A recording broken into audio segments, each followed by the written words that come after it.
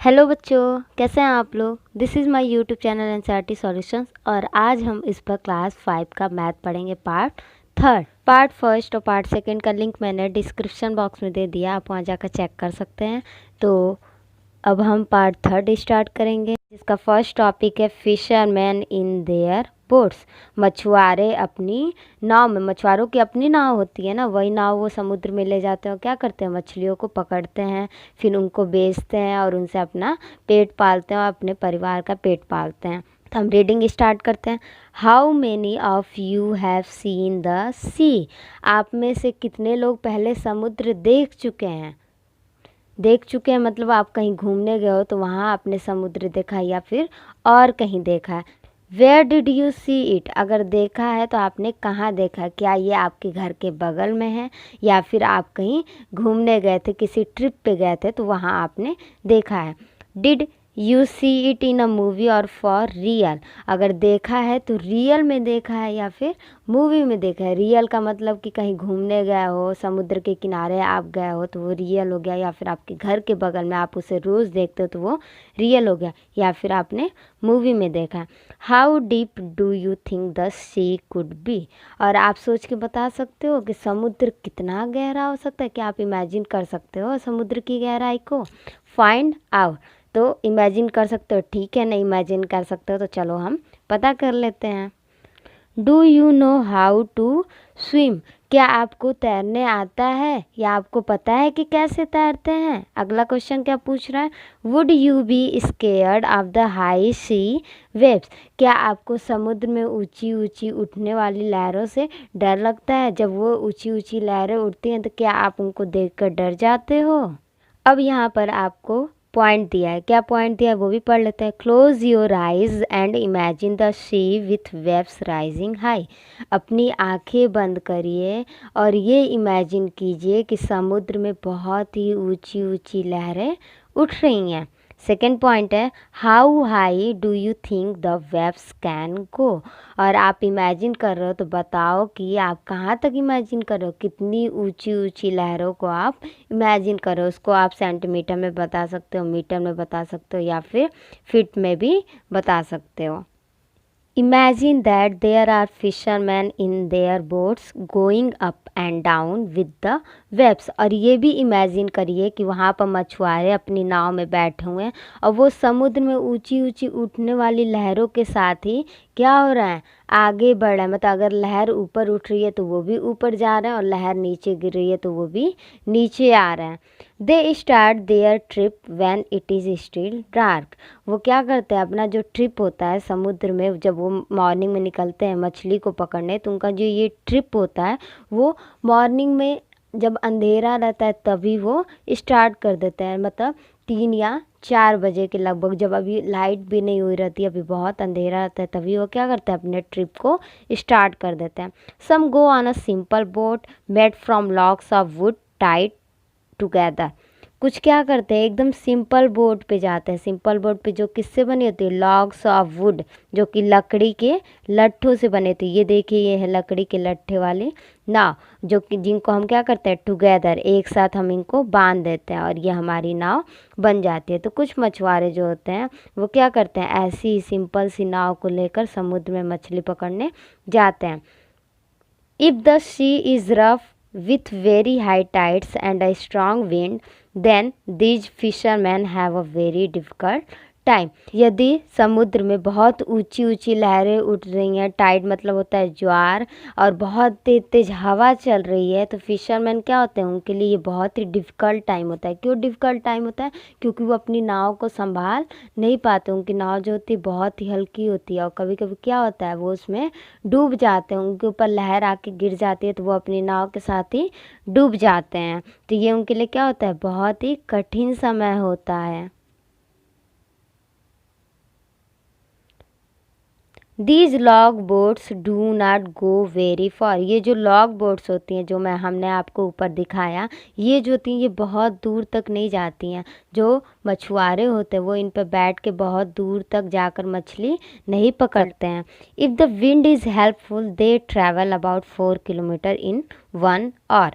यदि हवा जो है उनके लिए हेल्पफुल है, हेल्पफुल का मतलब जिधर उनको जाना है यदि हवा भी उधर की ही चल रही है तो वो क्या करते हैं, 1 घंटे में लगभग 4 किलोमीटर का डिस्टेंस वो कंप्लीट कर लेते हैं। अगर हवा उनके अपोजिट रहती है तब तो उनको बहुत ज़्यादा डिफ़िकल्टी होती है, क्योंकि हवा उनको अपोजिट जब साइड में हवा बहती है तो बार बार को पीछे ढकेलती है, तो वो उनको नाव चलाने में क्या होती है, बहुत ही प्रॉब्लम होती है। बट अगर हवा उसी दिशा में बह रही है जिधर इनको जाना है तब ये नाव क्या करते हैं, बहुत ही ईजिली चला लेते हैं और अपने डेस्टिनेशन तक पहुंच जाते हैं।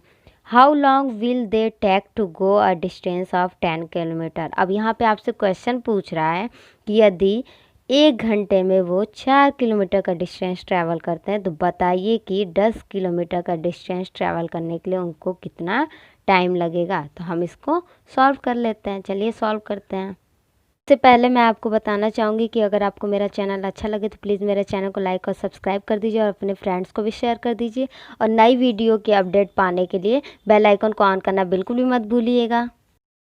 तो हमें क्वेश्चन में क्या दिया हुआ है कि 4 किलोमीटर जाने में इनको कितने घंटे लग रहे हैं, 1 घंटा लग रहा है। तो पहले हम पता करेंगे कि 1 किलोमीटर जाने में उनको कितना लगता है। तो ये हो गया 1/4 आवर। 1 किलोमीटर जाने में कितना टाइम लग रहा है, 1/4 आवर लग रहा है। अब हम 10 किलोमीटर का निकालेंगे कि 10 किलोमीटर जाने में कितना टाइम लगेगा।